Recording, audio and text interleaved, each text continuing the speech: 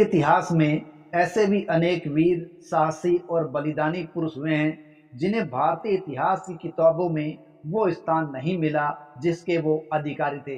हालांकि उन्होंने काम इतना महत्वपूर्ण किया था।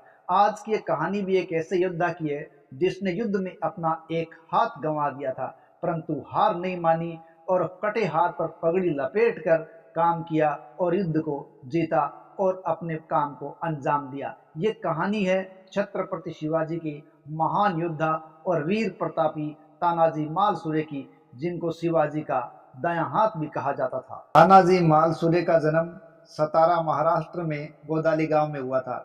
इनके पिता कालोजीराव मालसुरे थे तथा इनकी माता पार्वती बाई थी। तानाजी एक कोली परिवार से थे और कोली सूबेदार थे और बचपन से ही तलवारों से खेलने का इन्हें विशेष शौक था और इसी शौक के चलते ये शिवाजी के मित्र बन गए थे। एक बार की बात है, जब 1670 की बताई जाती है, तब शिवाजी की माता लाल महल में ऊपर खड़े कोंडाणा के किले की तरफ देख रही थी और उसी समय शिवाजी वहां आ जाते हैं और वो कोंडाणा किले को देखते अपनी माता को सोचते हैं कि वो क्या सोच रही होगी और उनके मन की बात जान लेते हैं। और वही शिवाजी की माता उनको बताती है कि जब भी मैं उस किले को देखती हूँ, वहाँ उस हरे झंडे को देखती हूँ, मुझे बड़ा गुस्सा आता है और ये कभी हमारा हुआ करता था। अगर ये प्राप्त नहीं कर पाए और यहाँ भगवा झंडा नहीं लहरा पाए तो मुझे पूरी जिंदगी मलाल रहेगा, गुस्सा रहेगा और इस बात का अफसोस रहेगा कि हम उसे प्राप्त नहीं कर पाए। इस बात पर शिवाजी कहते हैं कि मैं आपसे वादा करता हूँ कि वहाँ हरे झंडे की जगह भगवा झंडा लहराएगा और हम उसे प्राप्त करके ही दम लेंगे। और इसी वादे के साथ दूसरे ही दिन शिवाजी कोंडाणा दुर्ग को प्राप्त करने के लिए तैयारी शुरू कर देते हैं। यही वो समय था जब शिवाजी के सूबेदार तानाजी मालसुरे की पुत्र के विवाह की तैयारियां चल रही थी और इसी क्रम में तानाजी शिवाजी को आमंत्रित करने के लिए वहां आते हैं और तब वो जानते हैं कि कोंडाणा पर चढ़ाई के लिए शिवाजी तैयारी कर रहे हैं और अभियान जल्दी ही करना है। तब तानाजी कहते हैं कि मैं चढ़ाई करूंगा। इस प्रकार शिवाजी के लिए तानाजी अपने पुत्र के विवाह को ज़्यादा महत्व नहीं देते, बल्कि अपने मित्र और शासक शिवाजी के मान को रखने के लिए उनके अभियान को ज़्यादा महत्व देते हैं और कोंडाणा किला जीतना वो ज़्यादा ज़रूरी समझते हैं। देखिए, कोंडाणा का यह किला 1665 में मुगलों ने मराठों से ही प्राप्त किया था और ये एक तिकोना किला था जो ज़मीन से 700 मीटर से भी ज़्यादा ऊंचा था और इस पर चढ़ाई करना कोई आसान काम भी नहीं था। इस दुर्ग के दो दरवाजे थे, कल्याण या कोंडाण दरवाजा और पुणे दरवाजा, और इन दरवाजों के अलावा किले में प्रवेश लगभग असंभव था। हालांकि किले की पश्चिमी दिशा की तरफ एक बहुत ही उबड़ खाबड़ जोड़गिरी चट्टान है जहां से चढ़ना नामुमकिन सा ही है। अतः यहाँ बहुत कम सैनिक रहते थे क्योंकि यहाँ से किसी के आने की कोई संभावना नहीं थी और तानाजी ने यही रास्ता चुना, उनको वो सुरक्षित लगा। उन्होंने शिवाजी की पालतू छिपकली यशवंती को साथ लिया, जिसे गोह, घोरपाड़ा या घोरपड़ आदि के नाम से भी इतिहास में दर्ज किया गया। कहते शिवाजी के पालतू छिपकली थी और इसे रस्से से बांध कर चट्टान पर चढ़ाया गया और रस्से को खींचकर लोगों के द्वारा ऊपर चढ़ा गया था, क्योंकि ये जो छिपकली है वो ऊबड़ खाबड़ चट्टान में चढ़ने में होशियार थी। ये एक जानवर है जो अलग अलग हिस्सों में अलग अलग नाम से गो है, घोरपाड़, घोरपड़े नाम से जाना जाता है।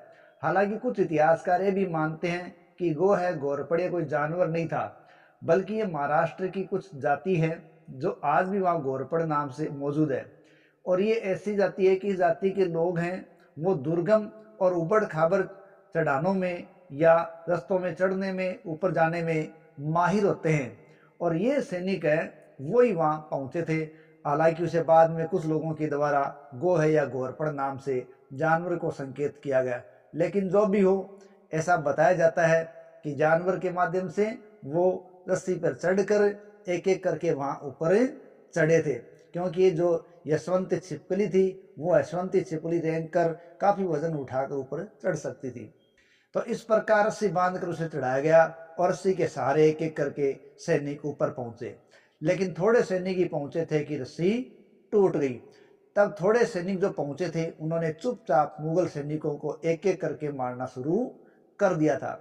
इस समय देखिए सैनिक नशे में थे, क्योंकि तानाजी मालसुरे पहले पता लगा चुके थे कि आज के दिन यहाँ उत्सव मनाया जा रहा है, इसीलिए उन्होंने इस दिवस को चुना था। और ये जो किला है वो इस समय उदयभान राठौड़ के कब्जे में था। और जब यहाँ हमला होने की सूचना उदयभान को मिली तो बहुत ज़्यादा वो नशे में था। और जब सूचना मिली तब तक तो 700 मुगल सैनिक है वो मारे भी जा चुके थे। और उस समय उदयभान राठौड़ बहुत नशे में था और अपनी पत्नियों के साथ हम बिस्तर होने जा रहा था। उसने मावलों पर चंद्रावली हाथी को छोड़ने का आदेश दे दिया। तो सारथी ने भांग पिलाई और भांग पिलाकर तानाजी की सेना पर उसे छोड़ दिया। लेकिन ये क्या, तानाजी ने चंद्रावली हाथी की सूंड को ही काटकर अलग कर दिया। फिर जब ये सूचना किसको मिली, उदयभान राठौड़ को मिली, तो उसने सिद्दी हिलाल को भेजा। सिद्दी हिलाल भी सोने जा रहा था और वो भी बहुत नशे में था, लेकिन आदेश पाकर उसे जाना ही पड़ा और दोनों लड़े। दोनों में भयंकर लड़ाई हुई और लगभग तानाजी ने उसके शरीर पर 18 घाव कर दिए और अंत में उसे चीर दिया। इस प्रकार सिद्दी हिलाल भी चला गया। हालांकि सिद्दी हिलाल यहाँ आया था तो आने से पहले वो अपनी 9 पत्नियों को कत्ल करके आया था। जब ये सूचना उदयभान को मिली तब उसने खुद आने की बजाय अपने 12 बेटों को भेज दिया था। उन 12 बेटों ने भी संघर्ष किया और कहते हैं तानाजी ने उसके भी 24 टुकड़ों में बांट दिया। और जब ये खबर किसको मिली, जब ये खबर उदयभान सिंह को मिली तब वो तानाजी से लड़ने के लिए खुद आया और तानाजी और उदयभान राठौड़ के बीच घमासान संघर्ष हुआ। इसी संघर्ष में तानाजी के हाथ को किसके द्वारा, उदयभान सिंह के द्वारा काट दिया गया और इस प्रकार घायल हुए तानाजी ने हार नहीं मानी और कटे हाथ पर अपनी पगड़ी को कपड़े के रूप में लपेट लिया और संघर्ष करने लगे। कुछ इतिहासकारों के अनुसार यहाँ लड़ते हुए तानाजी मारे गए और कुछ के अनुसार उन्होंने उदयभान राठौड़ को मार दिया था। इस प्रकार अलग अलग बात है, लेकिन ये संघर्ष चल रहा था। उसी दौरान मावल सैनिकों ने कोंडाणा दुर्ग का दरवाजा खोल दिया था और भी सेना अंदर आ चुकी थी। अब सिर्फ और सिर्फ उस कोंडाणा दुर्ग के अंदर कत्लेआम ही मचा हुआ था। नशे में थे सारे के सारे, हजारों मुगल वो मारे जा रहे थे।